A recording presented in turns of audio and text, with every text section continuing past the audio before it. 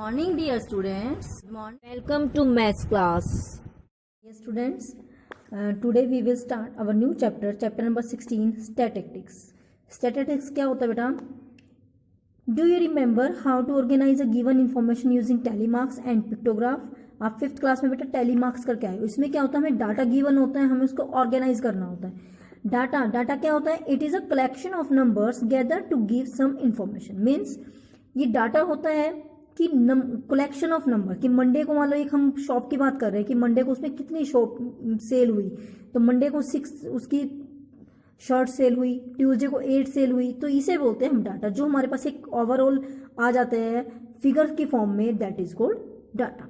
Pictograph क्या होता है बेटा? Represent a given data in the form of picture. मतलब हमने ये 6 नहीं दिखाना, हमने दिखाना है शर्ट, कि शर्ट सेल हुई है, हमें यहाँ लिखना पड़ेगा 6 शर्ट्स. और यदि हम इसको शर्ट बना दें तो उसी को हम 6 शर्ट बना दें तो इससे पता चल जाएगा कि मंडे को 6 शर्ट सेल हुई थी. तो पिक्टोग्राफ क्या होता है? जब हम डाटा को पिक्चर की फॉर्म में रिप्रेजेंट करें, that is called the pictograph. Tally marks are small vertical lines. Tally marks क्या होते हैं बेटा? मान लो हमने 6 को टेलीमार्क्स में शो करना है तो हम क्या करते हैं? ऐसे 1 2 3 4 5 6, these are called tally marks. Vertical lines होती है बेटा ड्रॉ करने के लिए. अब 6 की जगह यदि हम ये लिखेंगे तो इट रिप्रेजेंट ऑल्सो 6. ओके, जैसे बेटा आपको एग्जांपल में दिखाया, देखो below is given the sale of electric bulbs. Bulb की दिखाई हुई है और in shop of different days of week. Arrange the data in a table using tally marks. आपने टेलीमार्क्स बनाने हैं, ये सिंपल दिया हुआ है तो टेलीमार्क्स बना दो. 6 का ये बन गया आपका 8 कैसे बनाओगे आप? देखो 1 2 3 4 5 6 7 8. हमेशा 4 लाइन से ज्यादा आप ड्रॉ नहीं कर सकते. और 5 कैसे रिप्रेजेंट करते हैं? इनको काट कर 9 रिप्रेजेंट करना है. 1 2 3 4 5 6 7 8 9 11. 1 2 3 4 5 6 7 8 9 10 and 1 11. 7 1 2 3 4 5 6 7 2. ठीक है बेटा, इसे बोलते हैं हम टेलीमार्क्स.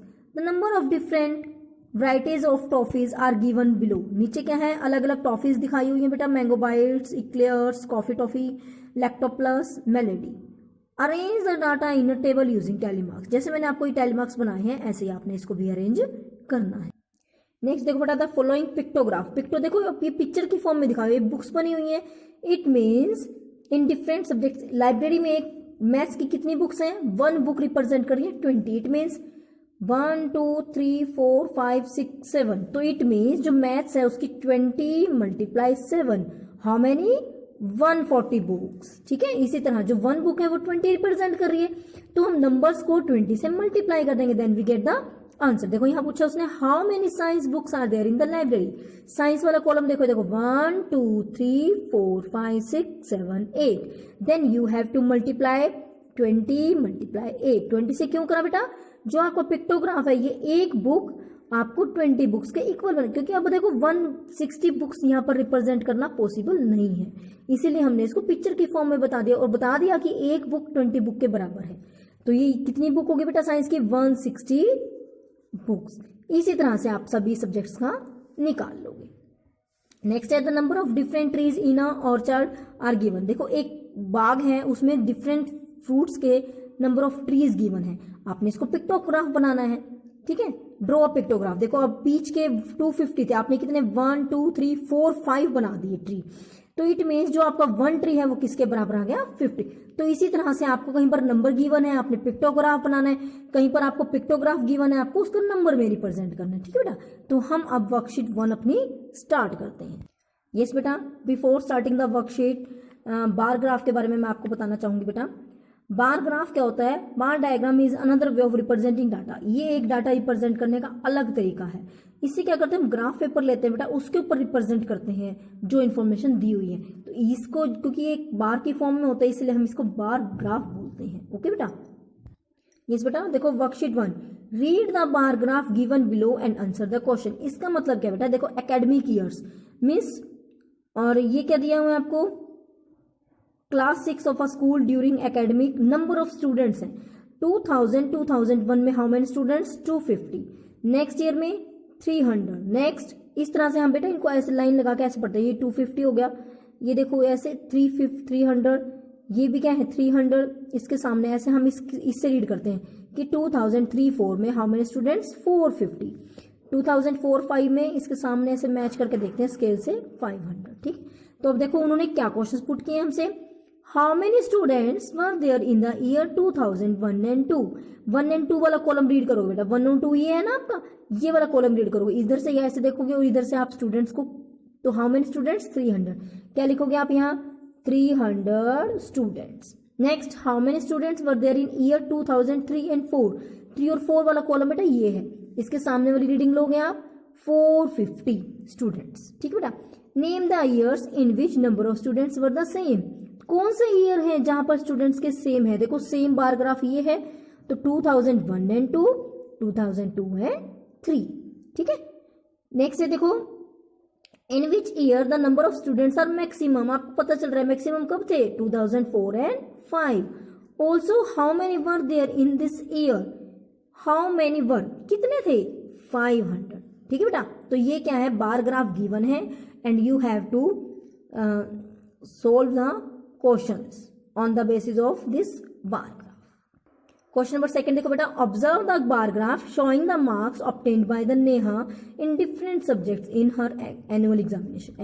एनुअल एग्जामिनेशन होगा बेटा, मार्क्स ऑब्टेन्ड बाय नेहा, इसको ऐसे घुमा लो क्योंकि ये आपको इस तरह से दिया हुआ है, ऐसे घुमा लो, ये क्या आपके सब्जेक्ट्स बन गए हैं और ये आपके मार्क्स बन गए। देखो इंग्लिश में she get 70, she got, maths she got 90, general science 60, Hindi 60, social science 50। Okay, आप क्वेश्चंस को रीड करो बेटा, ये क्या है, what information is given by the graph, ये ग्राफ आपको क्या इंफॉर्मेशन दे रहा है, क्या बता रहा है आपको, ये marks obtained by Neha in different subjects, क्या बता रहे हैं ये बार ग्राफ, देखो marks obtained by Neha in different subjects. Okay बेटा, सेकंड देखो, in which subject did Neha score maximum marks, देखो मैक्सिमम मार्क्स किसमें आए हैं, mathematics. Okay, how many marks did Neha score in Hindi, Hindi में कितने मार्क्स आए देखो 60 एंड मैथ्स 90, तो क्या लिखोगे आप,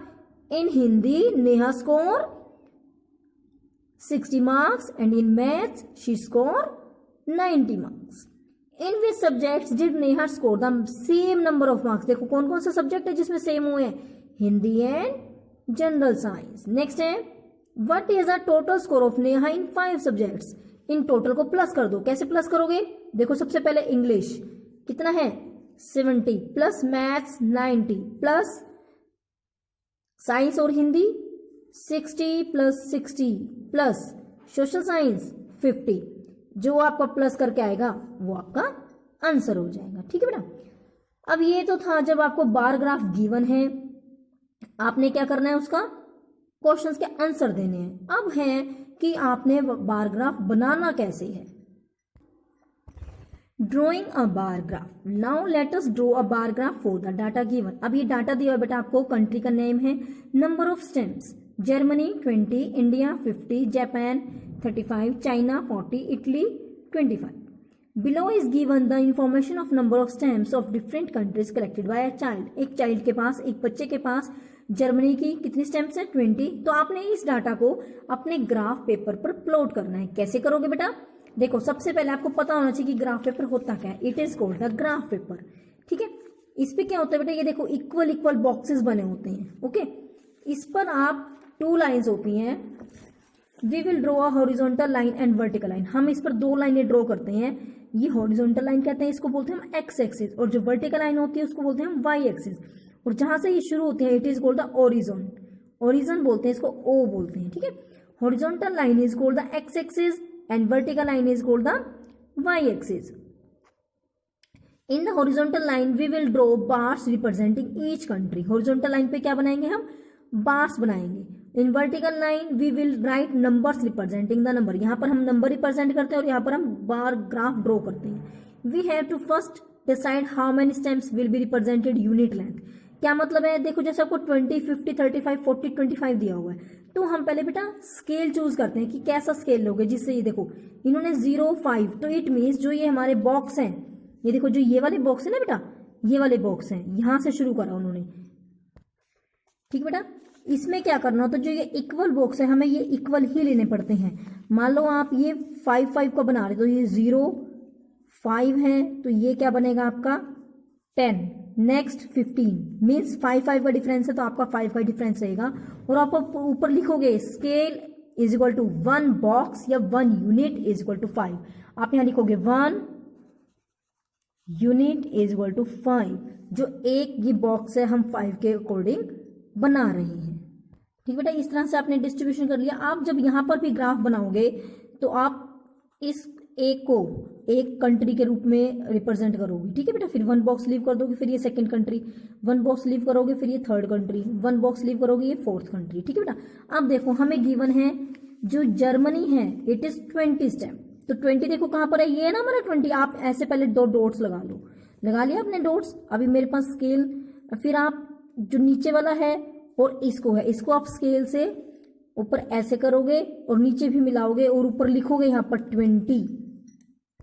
देखो बेटा, इस तरह से आप इसको 20 को नीचे से मिलाओगे और इस बॉक्स में लिखोगे, इस बार में लिखोगे जर्मनी कि जर्मनी की कितनी स्टेम्प्स है उसके पास 20। यहां लिखोगे आप नंबर ऑफ स्टेम्प्स। तो जो ये लाइन है आपको रिप्रेजेंट कर रही है नंबर ऑफ स्टेम्प्स। नेक्स्ट है इंडिया, 50 है उसके पास। अब देखो 1 बॉक्स लीव करना है, सेकंड बॉक्स ये है 50। यहां पर आप ऐसे ही डॉट लगाओगे, इनको मैच करोगे और ऊपर लिखोगे 50। फिर आप इसकी लाइन लगाओगे और अंदर मेंशन करोगे कि इंडिया। ठीक है बेटा, देखो अब ऐसे लाइन लगाओगे, नीचे इंडिया मेंशन। और आपने ये ग्राफ अपने ग्राफ पेपर पे ही बनाने बेटा। 10 रुपीज की नोटबुक आती है, आप उस पर ड्रॉ करोगे, फिर इनको कट करके अपनी नोटबुक में पेस्ट करोगे मैथ्स वाली में। ठीक है, उसके बाद देखो जापान, जापान में 35 है, 35 इज हेयर। यहाँ पर भी आप ऐसे 2 लाइन डॉट्स लगाओगे, 35 लिख दोगे, ऐसे ही मैच करोगे नीचे और फिर लिखोगे जापान। नेक्स्ट है चाइना, 40 है, ये छोड़ दोगे आप, ये 40 पे आ गया आपका। आपने बेटा ऊपर नंबरिंग जरूर लिखनी है कि कितने का है। ठीक है, उसके बाद आपका Italy 25, Italy is 1 box leave करोगे, हियर इज इटली 25। जो बेटा फाइनल ग्राफ बनेगा वो आपका इस तरह से बनेगा। ठीक है, लेकिन आपको यहाँ पर जरूर मेंशन करने हैं। तो ये आपका ग्राफ बन गया। अब हम वर्कशीट 2 करते हैं बेटा। मैंने आपको ग्राफ बनाना सिखा दिया, देखो ऐसे ही बना ना ग्राफ। ठीक है, अब आपने बनाना है the following table shows the number of students in different clubs in a school. तो बेटा यहाँ पर आप क्लब लिखोगे, जैसे हमने अभी कंट्रीज के नाम लिखे हैं, और नंबर ऑफ स्टूडेंट्स है, देखो 100 से शुरू है, तो आप इसको 0, 100 या 120 है तो आप 40 का भी गैप ले सकते हो। ठीक है, वो आप अपने अकॉर्डिंग। देखो ये लिखा हुआ है यूनिट लेंथ 20 स्टूडेंट्स।